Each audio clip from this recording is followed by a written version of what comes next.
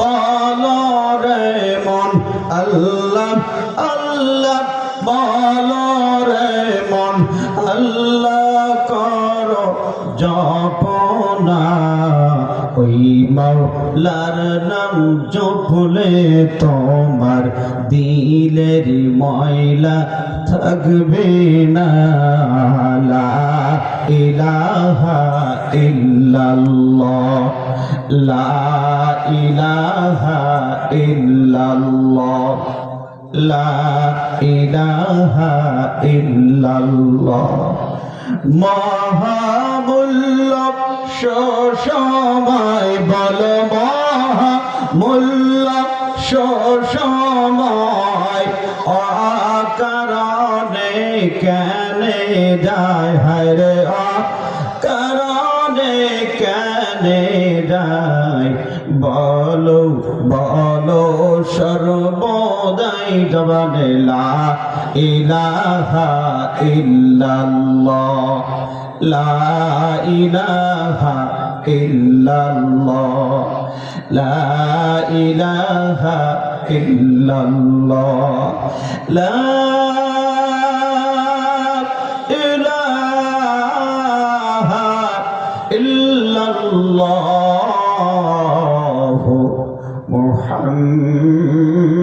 মুহাম্মাদুর রাসূলুল্লাহ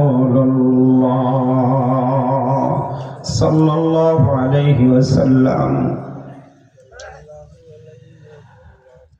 প্রভাকর দি আবু বকর সিদ্দিকিয়া দাখিল মাদ্রাসা বার্ষিকী সালে সব মাহফিলের সম্মানিত শ্রদ্ধেয় সভাপতি, সম্মানিত দাওয়াত উলামায়ে কিরাম তুলাবা ইজাম, সর্বশ্রেণীর তাওহীদি জনতা, আল্লাহ পাকের দরবারে শুকর গুজার করছি।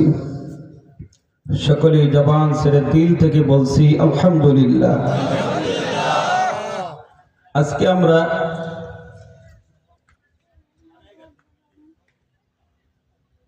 পীরে কামেল শাহ সুফি লেহাজউদ্দিন আহমদ রহমাতুল্লাহি আলাইহির স্মরণে ইসালে সব মাহফিলে উপস্থিত হতে পেরেছি। এজন্য আল্লাহ পাকের দরবারে আরেকবার শুকরিয়া আদায় করছি। সকলেই বলছি আলহামদুলিল্লাহ। আমি মহাগ্রন্থ আল কোরআন থেকে এক টুকরা আয়াত পাঠ করেছি। আল্লাহ পাক তৌফিক দিলে এই আয়াতকে সামনে রেখে কিছু কথা বলবো, কারণ আমার পরে শুধু ফুরফুরা শরীফ থেকে আগত পীরে কামেল হযরত মাওলানা মুফতি সাইফুল্লাহ সিদ্দিকী আল কুরাইশি ফুরফুরা শরীফ ভারত থেকে হুজুর বয়ান করবেন। বয়ান শুরু করার আগে পাশে কথা বলে কারা? বাচ্চাগুলি কথা বলে। বাহিরে যারা কথা বলছেন, এখানে কি মহিলা প্যান্ডেল? মা বোনের আপনারা কথা বলবেন না, গভীর মনোযোগ দিয়ে কথাগুলো শুনবেন। হাজার হাজার পুরুষ এক জায়গায় চুপ মেরে বসে থাকতে পারে, কিন্তু দুই মহিলা এক জায়গায় চুপ করে বসে থাকতে পারে না। কথা বলেন। ওই একজন গেছে পীর সাহেবের কাছে, হুজুর একটু তদবির দেন। কি সমস্যা? বলে হুজুর আমার স্ত্রী শুধু ঝগড়া করে। তা হুজুর একটু পানি পড়ে দিলেন। বললেন যে আপনার স্ত্রী যখন ঝগড়া শুরু করে যে কোনো কায়দায় আমার এই পড়া পানি তার মুখে দিবেন এবং বলবেন কোনোভাবে যেন পানি খেয়ে না পড়ে। এরকম যখন ঝগড়ার একটা সময় আসছে, স্বামী কোনো কায়দায় বলছে যে পীর সাহেব হুজুরের পানি পড়া বড় বরকতপূর্ণ পানি, এটি তুমি মুখের ভিতরে রাখলে অনেক ফায়দা হবে। এখন মুখের ভিতরে পানি যদি থাকে আর কি ঝগড়া করা যায়? আপনারা কি গমের দোয়া পড়ছেন নাকি? কি ঝগড়া করা যায়?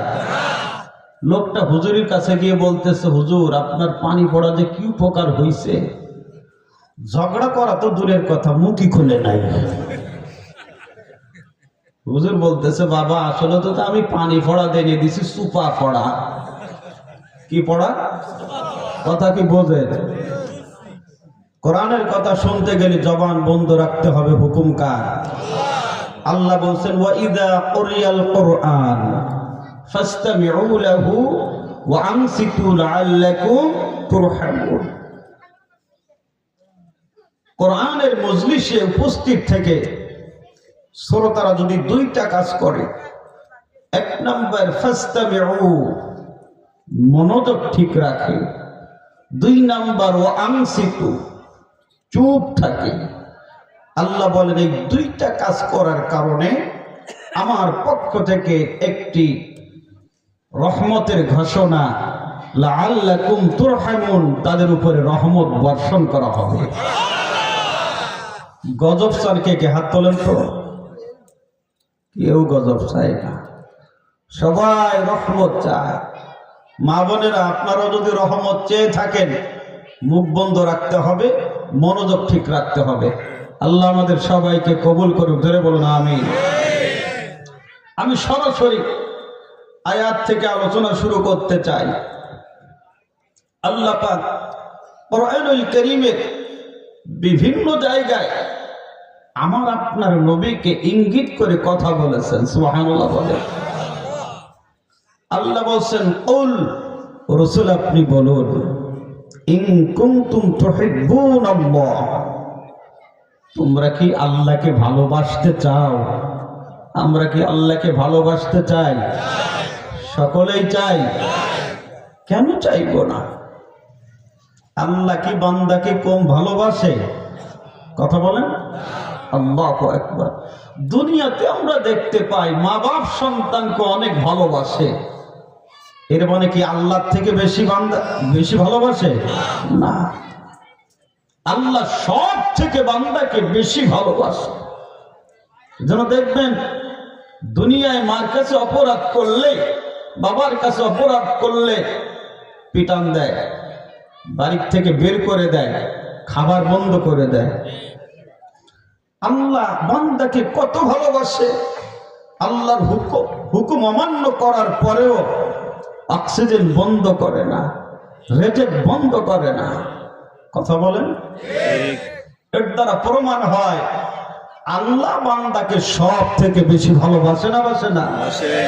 এই জন্য কোরআনের ভিতরে আল্লাহ বলেছেন, ওয়াল্লাযীনা আমানু আশাদ্দু হুব্বাল লিল্লাহ, ইমানদারের দিলের ভিতরে সব থেকে বেশি মহব্বত ভালোবাসা থাকবে যার, জোরে বলেন তিনি কে? সকলেই মুখ খুলে বলেন কে? ওই আল্লাহর ভালোবাসা পেতে হলে, ওই আল্লাহর ভালোবাসা আমার আপনার অন্তরের ভিতরে জায়গা করতে হলে করণীয় কি? আল্লাহ পাক জানিয়ে দিলেন, ফাত্তাবিউনি ইউহিব্বুকুমুল্লাহ। জোরে বলেন আল্লাহু আকবার। আল্লাহর ভালোবাসা পেতে হলে রাসূলের ইত্তেবা করবেন, রাসূলের অনুসরণ করবেন, রাসূলের অনুকরণ করবেন। রাসূলকে যারা অনুসরণ করবে তাদের অন্তরের ভিতরে ভালোবাসা তৈরি হবে কার? আরো জোরে বলেন। এখন শুধু আল্লাহর ভালোবাসা দরকার, রাসূলের ভালোবাসা দরকার আছে না নাই? হাদিসের ভিতরে রাসূল বলেছেন, লা ইউমিনু আহাদুকুম হাত্তা আকুনা আহাব্বা ইলাইহি মিন ওয়ালিদিহি ওয়া ওয়ালাদিহি ওয়ান নাসি আজমাইন। যত সময় পর্যন্ত সব কিছু থেকে আল্লাহর নবীকে বেশি ভালোবাসা না যাবে, মুমিন হওয়া যাবে না। জোরে বলেন যাবে। তাহলে রাসূলকেও ভালোবাসার দরকার আছে না নাই? তাহলে আল্লাহর ভালোবাসা পেতে হলে রাসূলের ইত্তেবা করা লাগবে। রাসূলের ইত্তেবা করার মাধ্যমে আল্লাহর ভালোবাসা পাওয়া যাবে। আর রসুলের ভালোবাসা পাওয়া যাবে কিসের মাধ্যমে? হাদিসের ভিতরে নবীজি নিজেই বলেছেন, মান আহাব্বা সুন্নতি ফাকাদ আহাব্বানি ওয়া মান আহাব্বানি কানা মাই ফিল জান্নাহ। রাসূল বলেন, যে আমার সুন্নতকে মহব্বত করলো সে আমাকে মহব্বত করলো, যে আমাকে মহব্বত করলো সে আমার সঙ্গেই জান্নাতে থাকবে। সুবহানাল্লাহ বলেন। আমার ভাইরা, এখন রসুলের মহব্বত পেতে হলে রসুলের সুন্নাতের ইত্তেবা করতে হবে, রসুলের আখলাকের ইত্তেবা করতে হবে। কথা বলা যাবে না স্টেজে, একটু আপনারা পরিবেশটা সুন্দর রাখেন। ইচ্ছা করলে আমি বয়ান করতে পারবো না, আল্লাহর পক্ষ থেকে বাজেট হতে হবে। জন্য শ্রোতা যারা একেবারে নিস্তব্ধ হয়ে যান, মনোযোগটা ঠিক রাখেন। যে কথা বলতেছিলাম, রসুলের মহব্বত পেতে হলে রসুলের আখলাকের ইত্তেবা করবেন, রসুলের সুন্নাতের ইত্তেবা করবেন। রসুলের আখলাকের ইত্তেবা করার জন্য কি করণীয়? রসুলের আখলাকের ভিতরে যেই বৈশিষ্ট্য ছিল, গুণ ছিল, সেইগুলো জানা, মানা। সুবহানাল্লাহ বলে। আমি কয়েকটা বলবো। রসুলের আখলাকের ভিতরে যত গুণ ছিল তার ভিতরে একটি গুণ রসুল ছিল ধৈর্যশীল। জোরে বলেন, রসুল কি ছিলেন? ধৈর্যশীল। কেমন ধৈর্যশীল? আল্লাহর নবী, কুল কায়নাতের নবী আহমদ মুস্তাফা মুহাম্মদ মুস্তাফা সাল্লাল্লাহু আলাইহি ওয়াসাল্লাম, সকলে বলেন। পৃথিবীতে একজন নবী আসছেন যেই নবীর নাম শুনলে দুরূদ পড়া লাগে। সুবহানাল্লাহ বলবেন না? সেই নবী আমাদের নবী। সুবহানাল্লাহ বলেন। সকলেই জবান ছেড়ে বলুন সাল্লাল্লাহু আলাইহি ওয়াসাল্লাম। নবীজি বড় ক্ষুধার্ত, এমন ক্ষুধার্ত হয়ে গেছেন যে নবীজি নিয়ত করলেন, আমি আমার মেয়ে ফাতেমার বাড়ি যাব। ফাতেমার বাড়ি যদি যাই, সে তো আমার মেয়ে, সে তো আমার সন্তান। ঘরের ভিতরে কোনো খাবার থাকলে আমি তার বাবা, আমাকে না খাবার দিয়ে পারবে না, ঠিক না? আমার আপনার নবী ফাতেমার বাড়ি যখন পৌঁছে গেলেন, ফাতেমার বাড়ি যাওয়ার পরে নবীজি তাকায়া দেখেন ফাতেমার দুইটা সন্তান ইমাম হাসান এবং হুসাইন দুইজন দুই পাশে বসে কান্না করছে। আল্লাহর নবী জিজ্ঞাসা করলেন, ও ফাতিমা, আমার আদরের হাসান এবং হুসাইন এরা কেন কান্না করছে? ফাতিমা বলছে, আব্বাজান, আপনার জামাতা কোনো কাজ পায়নি, আর কাজ না পাওয়ার কারণে কোনো খাবারের ব্যবস্থা হয়নি, আর কোনো খাবারের ব্যবস্থা না হওয়ার জন্য আমি তাদের খাবার দিতে পারি নাই। এই জন্য আমার হাসান হুসাইন ক্ষুধার যন্ত্রণায় তারা কান্না করছে। আল্লাহু আকবার। আল্লাহ নবী বললেন, বড় আশা নিয়ে এসেছিলাম, তোমার বাসায় খাবার থাকলে আমি বাবা, আমি খাবার না চাইলেও খাবার পাবো। তবে যেই খবরটা দিলা, যেই খবরটা শুনাইলা, এটা শুনে রসুলের অন্তরটা খানখান হয়ে যায়। নবীজি সহ্য করতে পারেন না, নবীজি নিজে রওনা হলেন, দেখি কোনো কাজের সন্ধান পাওয়া যায় কিনা। সুবহানাল্লাহ। আমার আপনার নবী যখন বাহিরে চলে গেলেন, যাইতে যাইতে দেখি একজন ইহুদির খেজুরের বাগান আছে। কিসের বাগান? খেজুরের বাগান। ওই ইহুদিকে নবীজি বললেন, আমাকে কি কোনো কাজ দেওয়া যায়? ইহুদি লোকটা বললেন, আমি কাজের লোক নিতে পারি, তবে কোনো বেতন দিতে পারবো না, কোনো হাদিয়া দিতে পারবো না। আমার এই খেজুরের বাগানে পানি দিলে এর বিনিময়ে আমি কিছু খেজুর দান করব। নবী মুহাম্মদুর রাসূলুল্লাহ সাল্লাল্লাহু আলাইহি ওয়াসাল্লাম তিনি রাজি হয়ে গেলেন। বালতিতে রশি লাগিয়ে কুয়ার মধ্য থেকে পানি উত্তোলন করে করে খেজুরের বাগানে পানি দিতে শুরু করেছেন। ক্ষুধার্ত নবী পানি উঠাইতে উঠাইতে ক্লান্ত হয়ে গেছেন। নবীজি বিশ্রাম নেওয়ার জন্য একটু বসেছেন। ইহুদি লোকটা এই দৃশ্য দেখে নবীজিকে কিছু খেজুর দান করলেন। আল্লাহর নবী কিছু খেজুর খেয়ে স্বস্তি অনুভব করলেন। সুবহানাল্লাহ বলেন। এরপরে আবার যখন বালতিতে পানি তোলার জন্য কুয়ার ভিতরে বালতিটা ফেলে দেয়, বালতিটা রাসূল যখন টান দিয়েছে বালতির রশিটা ছিঁড়ে গিয়েছে, বালতিটা হারিয়ে গিয়েছে।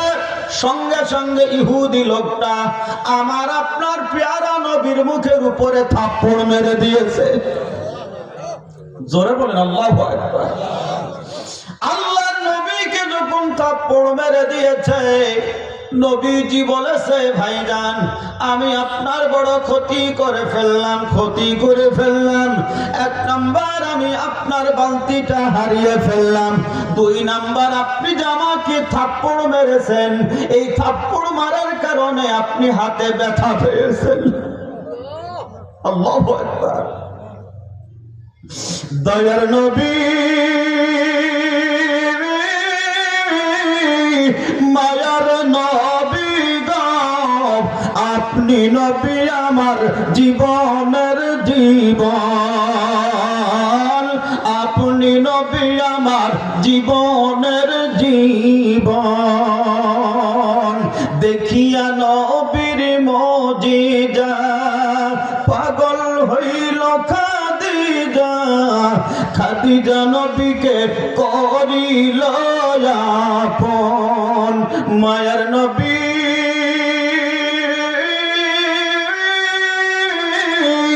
দয়ার নবী গো আপনি নবী আমার জীবনের জীবন। তোরা বলেন নারে তাকবীর। আল্লাহর নবী ইহুদি লোকটাকে বললেন এক নাম্বার বালতিটা হারিয়ে লোকসান করে ফেললাম, দুই নাম্বার আপনি আমাকে থাপ্পড় মেরেছেন, থাপ্পড় মারার কারণে আপনি হাতে ব্যথা পাইলেন। তবে ভাইজান শুনে না, আমি আপনার বালতি উত্তোলন না করে এইখান থেকে যাব না। আবার আপনার নবী আল্লাহ পাকের কাছে হাত তুলে ডেকে ডেকে বলতেছেন মালিক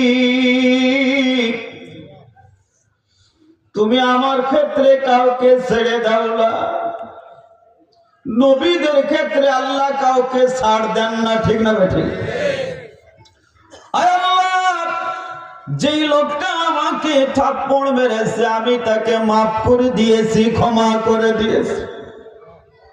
তোমার কাছে আমার দরখাস্ত তুমিও লোকটাকে মাফ করে দাও, ক্ষমা করে দাও। তুমি তো জানো আমি এই লোকটার বালতি হারিয়ে ফেলেছি। আয় আল্লাহ এই মুহূর্তে তুমি তার বালতি দেওয়ার ব্যবস্থা করে দাও।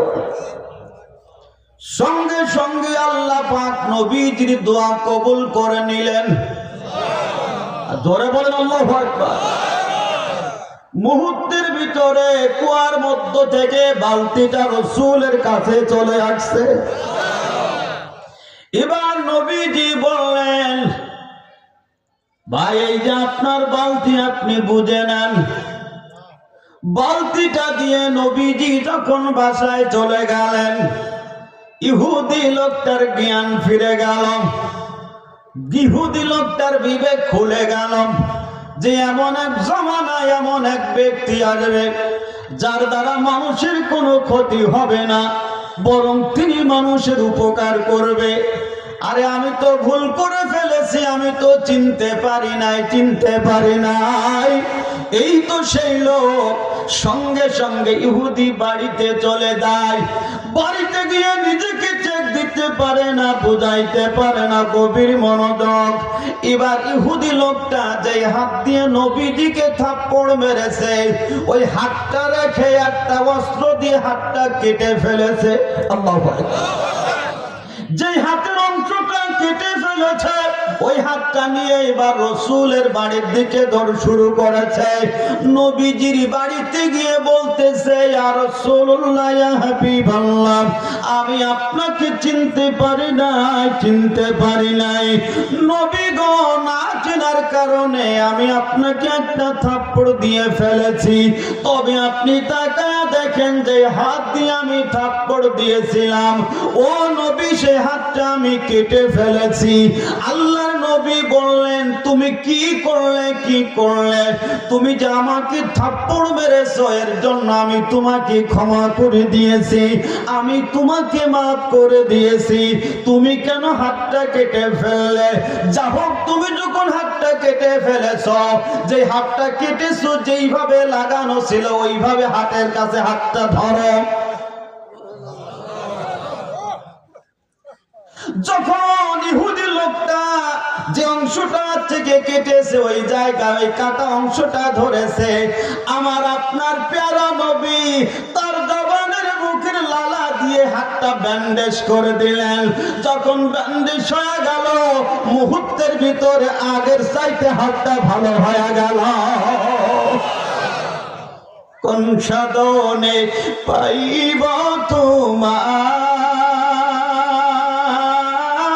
গো নবীজি, কোন সাধনে পাইব তোমায়, কোন সাধনে পাইব তোমায়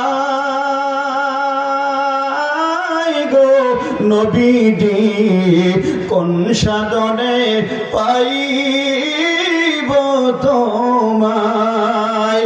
নবী মাত্র গর্ভে আসিয়া পিতা হারা হইয়া,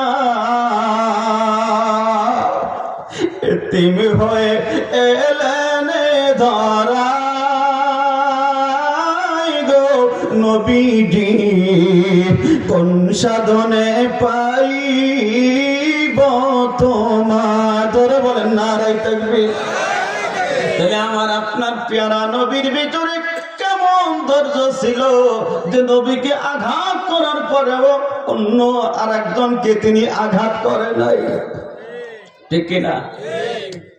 আর একটু বোঝানোর জন্য বলবো, আমার আপনার নবী যখন কালেমার দাওয়াত নিয়ে তায়েফে গিয়েছিলেন, আমার আপনার নবী গায়ে কাফির গুলি পাথর নিক্ষেপ করেছিল।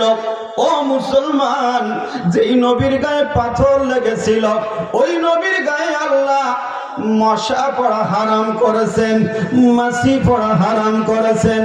অথচ ওই প্যারা নবীর গায়ে পাথর নিক্ষেপ করা হয়েছে। পাথরের আঘাতে নবীজির গা মুবারক থেকে রক্ত ঝরেছে। আমার আপনার নবীর স্ত্রী উম্মে সালামা রাদিয়াল্লাহু তাআলা আনহা একদিন প্যারা নবীর গায়ে তেল মালিশ করে। এমন সময় উম্মে সালামা বলে, হুজুর, আপনি আমাকে অনুমতি দেন, পারমিশন দেন। আপনি যদি আমাকে অনুমতি দেন, পারমিশন দেন, তাহলে আমি আপনার কাছে একটা প্রশ্ন করব। আল্লাহর নবী অনুমতি দিলেন। উম্মে সালামা প্রশ্ন করলেন, নবী গো, আপনার গায়ে তেল মালিশ করতেছে, অথচ গায়ের বিভিন্ন জায়গায় চাকা চাকা কালো কালো দাগ দেখতেছি। ও নবী, আপনার গায়ে কি কোনোদিন বসন্ত উঠেছিল? আমার আপনার নবী বললেন, না না না। ও আমার স্ত্রী উম্মে সালামা, শোনো, আমার গায়ে কোনোদিন বসন্ত ওঠে নাই। তবে তুমি যেই কারণ জানতে চাও, সেই কারণটা হলো এটা কোনো বসন্তর দাগ নয়, এটা আমি নবী কলেমার দাওয়াত দেওয়ার জন্য গিয়েছিলাম। সেই দিন আমার দাওয়াত গ্রহণ না করে কাফের গলে আমাকে পাথর নিক্ষেপ করেছিল। যেই পাথর গায়ে লেগেছে, যেই জায়গায় লেগেছে, ওই জায়গায় ক্ষত হয়ে রক্ত ঝরেছে। ওরে যেই জায়গায় রক্ত ঝরেছে ওই জায়গায় আজও কালো কালো দাগ হয়ে আছে। কি ধৈর্যশীল নবী! ও মুসলমান, আমরা তো সেই নবীর উম্মত, অথচ আমাদের ভিতরে ধৈর্য নাই। কথা বলেন না কেন? আছে আছে আছে, সেই ধৈর্য নাই। রাসূলের আখলাকের ভিতরে ধৈর্য ছিল। আমি আপনি যদি সেই নবীর ইত্তেবা করতে চাই, অনুকরণ করতে চাই, অবশ্যই আমার আপনার ভিতরে ধৈর্য থাকার দরকার আছে না নাই? কথা বলেন। তাহলে এক নাম্বার মনে রাখবেন, নবী ছিলেন ধৈর্যশীল। নবী ছিলেন ধৈর্যশীল। দুই নাম্বার, নবী ছিলেন ন্যায় বিচারক। কি বিচারক? আরো ধরে বলেন, ন্যায় বিচারক। আমার আপনার নবীর নিকটে দুইজন ব্যক্তি অভিযোগ করেছে, তার ভিতরে একজন ছিল ইমানদার মুসলমান, আর একজন ছিল ইহুদি বেঈমান। দুইজন অভিযোগ করেছেন। নবীজি দুইজনের মুখ থেকে কথা শুনে বিচারের রায় দিয়েছেন। যে রায়টা নবীজি দিয়েছেন, রায়টা গিয়েছে ইহুদির পক্ষে, মুসলিমের বিপক্ষে। সুবহানাল্লাহ বলেন। আওয়াজ করে বলেন, নবী কি শুধু আমাদের নবী, মুসলমানের নবী? হ্যাঁ, আল্লাহ কি শুধু মুসলমানের আল্লাহ? আল্লাহ হলেন সকলের জন্য রব, নবী হলেন সকলের জন্য রহমত, কোরআন হলো সকলের জন্য হিদায়াত। আল্লাহ হলেন রব্বুল আলামিন, কোরআন হলো হুদাল লিল আলামিন, নবী হলেন রাহমাতুল লিল আলামিন। সুবহানাল্লাহ বলেন। এই যে নবীজি রায় দিলেন, নবী কি সঠিকভাবে রায় দিয়েছেন না বেঠিকভাবে রায় দিয়েছেন? সঠিকভাবে রায় দিয়েছেন। ও মুসলমান, ওই ইমানদার লোকটার বিচার পছন্দ হইল না। ইমানদার লোকটা চলে গিয়েছে খলিফা উমারের নিকটে। খলিফা উমারের নিকটে গিয়ে বলতেছেন, নবীজি যে রায় দিয়েছেন, রায়টা আমার বিপক্ষে, ইহুদির পক্ষে। অথচ আমি মনে করেছিলাম আমি ইমানদার মুসলমান, নবীজি আমার পক্ষে রায় দিবেন, অথচ রাসূল রায়টা দিলেন ইহুদির পক্ষে চলে গেল। খলিফা উমার বুঝতে পারলেন এই লোকটা নবীর মতন ব্যক্তিকে বিচারক মানে না। কথা বলেন। এবার খলিফা উমার ঘরের ভিতরে যাইয়া তলোয়ার বের করে মুসলিম লোকটার গর্দান থেকে মাথাটা কেটে ফেললেন।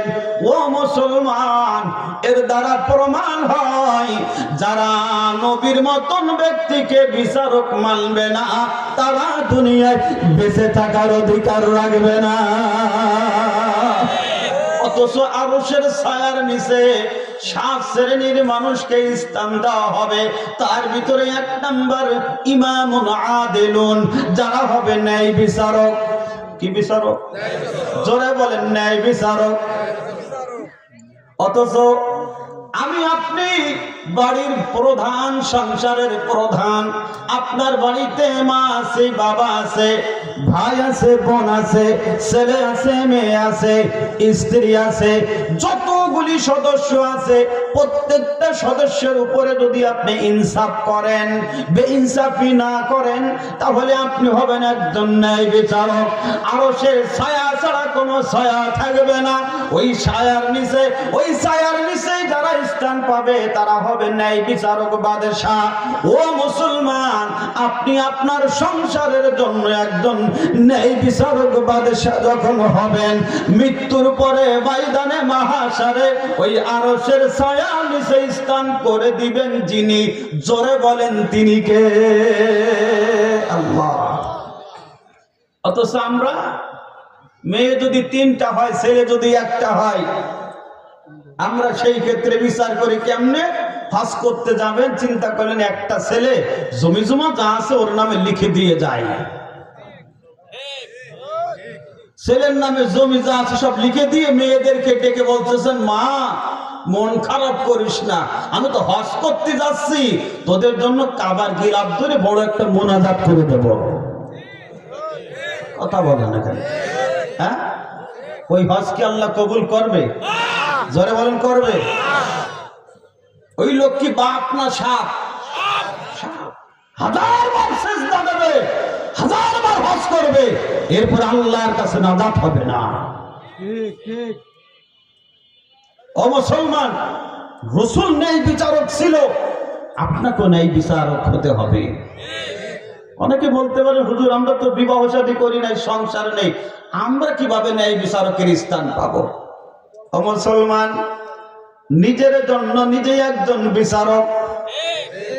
আল্লাহ হাত দিয়েছেন, ইচ্ছা করলে ভালো কাজে ব্যবহার করা যায়, ইচ্ছা করলে খারাপ কাজে ব্যবহার করা যায়। আল্লাহ কান দিয়েছেন, ইচ্ছা করলে ভালো জিনিস শ্রবণ করা যায়, ইচ্ছা করলে খারাপ জিনিস শ্রবণ করা যায়। আল্লাহ পাক জবান দিয়েছেন, ইচ্ছা করলে সত্যটা বলা যায়, ইচ্ছা করলে মিথ্যাটা বলা যায়। আল্লাহ পাক পা দিয়েছেন, ইচ্ছা করলে মাহফিলে আসা যায়, আবার ইচ্ছা করলে গানের প্যান্ডেলে যাওয়া যায়। তবে যেই লোকটা মন্দটা ছেড়ে দিয়ে ভালোটার দিকে অগ্রসর হয়ে যায়, ও মুসলমান, যেই লোকটা হাত দিয়ে খারাপ জিনিস ধরে না, বোঝা যায় হাতের ক্ষেত্রে ন্যায় বিচারক। জবান দিয়ে মিথ্যা বলে না, জবানের ক্ষেত্রে ন্যায় বিচারক। কান দিয়ে খারাপ জিনিস শোনে না, কানের ব্যাপারে ন্যায় বিচারক। চোখ দিয়ে খারাপ জিনিস দেখে না, চোখের ক্ষেত্রে ন্যায় বিচারক। পা দিয়ে খারাপ জায়গা যায় না, পায়ের ক্ষেত্রে ন্যায় বিচারক। এই লোকটা যদি এই অবস্থায় মৃত্যুবরণ করে, দুনিয়ার থেকে বিদায় হয়ে যায়, এই লোকটাকে ন্যায় বিচারকের সম্মান দিবেন যিনি, জোরে বলেন তিনি কে? তাই 1 নাম্বার রাসূল ছিলেন ধৈর্যশীল, 2 নাম্বার রাসূল ছিলেন ন্যায় বিচারক। আপনাদের খারাপ লাগে? আলোচনা কি করব? চলবে ইনশাআল্লাহ। এবার আছেন, আমার নবী ছিলেন দানবীর। আল্লাহু আকবার, জোরে বলেন আল্লাহু আকবার। আমার নবী কেমন দানশীল ছিলেন, এটা আমার নবীকে দিয়ে বুঝাইলে আমার কাছে একটু কেমন মনে হয়। নবীর থেকেই তো সাহাবায়ে কেরাম শিক্ষা নিয়েছেন, অতএব এক সাহাবীর ঘটনা দিয়ে আমি আপনাদেরকে শিক্ষা দিতে চাই, তাহলে প্রমাণ পেয়ে যাবেন যে সাহাবীরা নবীর থেকে শিক্ষা নিয়ে তারা যদি এই ধরনের দানশীল হতে পারে, তাহলে রাসূল কেমন দানশীল ছিলেন। আমার আপনার নবী যুদ্ধের জন্য নিজের মাথার রুমালটা বিছায়া দিয়ে বললেন, সাহাবীরা রে, তোমরা যে যা পারো আমার এই রুমালের উপরে জিহাদের জন্য সাহায্য করো। সাহাবায়ে কেরামের ভিতরে প্রতিযোগিতা লেগে যেত। যখন কোনো দানের কথা বলা হতো, ভালো কাজ করত, প্রতিযোগিতার সঙ্গে কে 1 নাম্বার হতে পারে। আমাদের প্রতিযোগিতা কি ভালো কাজে না খারাপ কাজে? হ্যাঁ, আপনার সন্তান যদি পাশের বাড়ি টেলিভিশন দেখতে যায়, মনে করেন ওই বাড়ি সাদা কালো, যদিও টেলিভিশন আপনার ঘরে লাগতেছে না, পকেটে পকেটে, বলছে না কেন? আগের কথাই বলি, মনে করেন যেই বাসায় গেছে টেলিভিশন দেখতে, ওই বাড়ি হচ্ছে সাদা কালো। এখন ওই বাড়ির লোকেরা বলছে যে না, আমার ঘরে বসা যাবে না, জায়গা দেওয়া যাবে না, আমার ঘরে টেলিভিশন দেখানো হবে না। আপনার সন্তান এসে যখন আপনার কাছে বলল যে অমুক বাড়ি গিয়েছিলাম, কিন্তু তারা আমাদেরকে দেখতে দেয়নি, বরং অপমান করে বাড়ির থেকে বের করে দিয়েছে, তখন আপনার রাগ বেড়ে গেছে। কি, ওর বাড়ি সাদা কালো টেলিভিশন দেখতে গেছে, এর কারণে আমার ছেলেকে মেয়েকে বাড়ির থেকে বের করে দিয়েছে, দাঁড়া আমি রঙিন টেলিভিশনের ব্যবস্থা করতেছি। কথা বলে, তাহলে ভালো কাজে প্রতিযোগিতা না খারাপ কাজে? খারাপ কাজে প্রতিযোগিতা, অথচ সাহাবা একরামের ভিতরে কি ছিল? ভালো কাজে প্রতিযোগিতা। রাসূল যখন বলেছে তোমরা জিহাদের জন্য সাহায্য করো, সাহাবা একরাম প্রতিযোগিতা শুরু করেছে। হযরত ওমর তিনি দান করলেন, উসমান দান করলেন, আলী দান করলেন। খলিফা আবু বকর মনটা খারাপ করে বাড়ির দিকে চলে গেলেন। বাড়ির দিকে গিয়ে বিবিকে ডেকে ডেকে বলে, বিবি, ঘরের ভিতরে যেই সম্পদগুলো আছে, মালগুলো আছে, এটা একটা টুকরা করে তৈরি করে দাও। প্রিয় নবীজি সাহায্য করতে বলেছেন, আমি নবীজিকে সাহায্য করার জন্য রওনা হয়ে যাব। ঘরের ভিতরে যেই মালগুলি ছিল, সম্পদগুলি ছিল, যখন একটা টুকরার ভিতরে ভালো করে বেঁধে দিয়েছে, খলিফা আবু বকর সিদ্দিক রাদিয়াল্লাহু তাআলা আনহু টুকরাটা হাতে নিয়ে রওনা শুরু করবেন। এমন সময় বিবি ডেকে ডেকে বলেন, স্বামীরে, সবাই দান করেছেন, আপনি বাকি ছিলেন, আপনিও দান করার জন্য যাইতেছেন। ও নবী, আমি তো আপনার প্যারা নবীর জন্য কিছুই দান করতে পারলাম না, আপনি অপেক্ষা করুন, আমি ঘরের ভিতরে যাইয়া দেখি প্যারা নবীকে যুদ্ধের জন্য কোনো সহযোগিতা করতে পারে কিনা। ঘরের ভিতরে যাইয়া সাহাবী আবু বকর সিদ্দিক রাদিয়াল্লাহু তাআলা আনহুর স্ত্রী তাকায়া দেখে তেমন কিছুই নাই, একটা খেজুর পাতার পাটি দেখা যায়। ওই পাটি দিয়া নিজের গাড় ঢাকিয়া, নিজের গায়ে যেই পোশাকটা ছিল, কাপড়টা ছিল, ওই কাপড়টা প্যাকেট করে সাহাবী আবু বকর সিদ্দিক রাদিয়াল্লাহু তাআলা আনহুর হাতে দিয়ে বলছে, স্বামী আমার, এই প্যাকেটটা নিয়ে যান, আর নবীদের কাছে আমার পক্ষ থেকে সালাম পৌঁছায়া দেন। সুবহানাল্লাহ। যখন নবীদের নিকটে চলে গেলেন, নবীদের নিকটে গিয়ে টুকলাটা রাসূলের সামনে রাখলেন। নবীজি ডেকে ডেকে বলছে, আবু বকর, আমি তো তোমাকে সহযোগিতা করতে বলি নাই, সাহায্য করতে বলি নাই। আবু বকর বলে, হুজুর, আমি তো ইতিপূর্বে এভাবে আপনাকে সাহায্য চাইতে দেখি নাই। ও নবী, কিয়ামতের দিন আল্লাহ যদি ঘোষণা করে দেন, যারা আমার নবীকে যুদ্ধের জন্য সহযোগিতা করেছ, তারা আজকে নবীর সঙ্গে জান্নাতে চলে যাও। ও নবী, আমি তো সেই দিন পিছনে পড়ে যাব, বাদ পড়ে যাব। এই জন্য আমি আপনাকে সহযোগিতা করলাম, আমি জিহাদের জন্য সাহায্য করলাম। আল্লাহ নবী কাজ করে জিজ্ঞাসা করতেছে, উমর, তুমি কি এনেছো? সাহাবী উমর বলে, হুজুর, জিহাদের জন্য কিছু দান করেছি, আর পরিবারের জন্য কিছু রেখে এসেছি। উসমানকে জিজ্ঞাসা করা হয়, একই কথা বলে। আলীকে জিজ্ঞাসা করা হয়, একই কথা বলে।